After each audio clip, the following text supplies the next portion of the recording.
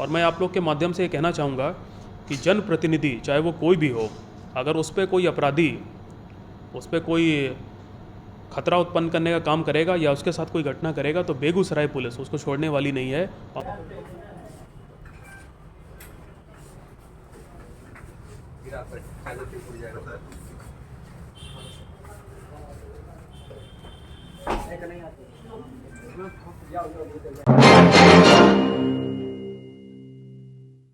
जी नमस्कार, स्वागत है आपका। मैं हूं अविनाश भट्ट, आप देख रहे हैं द न्यूज़ हॉल्ट। जैसा कि हमारे दर्शक जानते हैं कि पिछले 27/4/2022 को सफापुर, बेगूसराय के सफापुर पंचायत के मुखिया अमित पासवान को कुछ अपराधियों के द्वारा गोली मार दी जाती है और वो गंभीर रूप से घायल हो जाते हैं।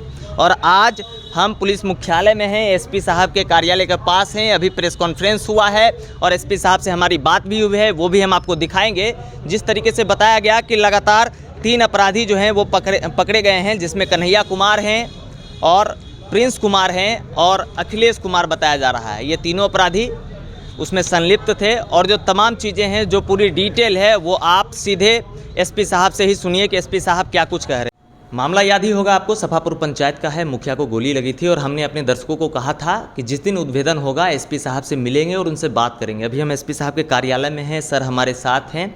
सर, प्रेस कॉन्फ्रेंस हो गया, मामला सर एक बार हमारे दर्शकों तक पहुंचा दीजिए, क्योंकि माहौल बहुत सहमा हुआ है। सर, क्या पूरा रहा सर ये माहौल? एक सनसनीखेज मामले का बेगूसराय पुलिस ने उद्भेदन किया है जी। आज से कुछ दिन पहले 27 तारीख को नया गांव थाना क्षेत्र के साफापुर के जो वर्तमान मुखिया हैं, उन पे कुछ अपराधियों ने गोली चला के जानलेवा हमला किया था। जी।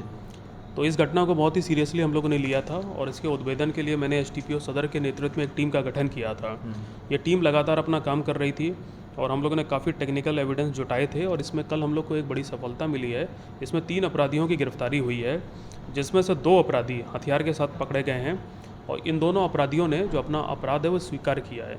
इन्होंने बताया है कि इन्हीं दोनों ने इस घटना को षड्यंत्र के रूप में रचा था और इसको एग्जीक्यूट किया था। और घटना करने से पहले इन लोगों ने दिन में उस क्षेत्र की काफ़ी अच्छे से रेकी की है।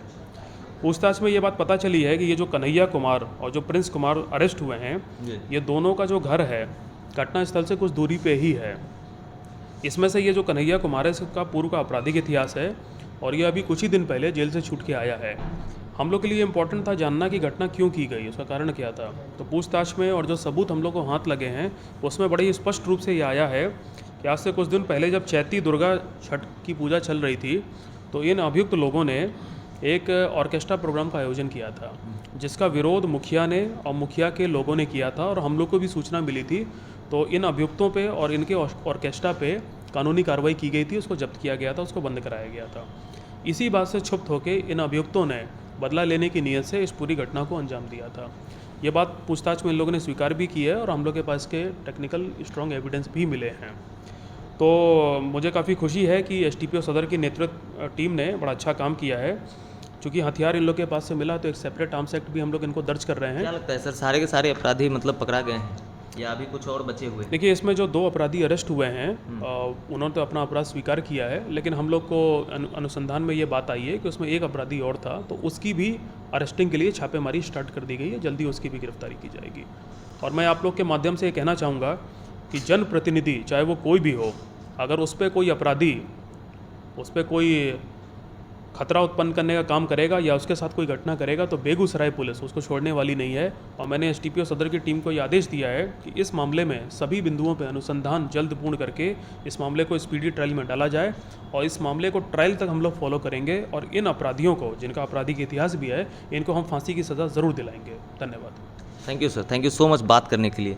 तो आप अभी सुन रहे थे बेगूसराय के एसपी योगेंद्र सर को। और लगातार बने रहिए द न्यूज़ हॉल के साथ। मैं हूं अविनाश भट्ट, फिर हाजिर हूँ आपकी सेवा में। नमस्कार।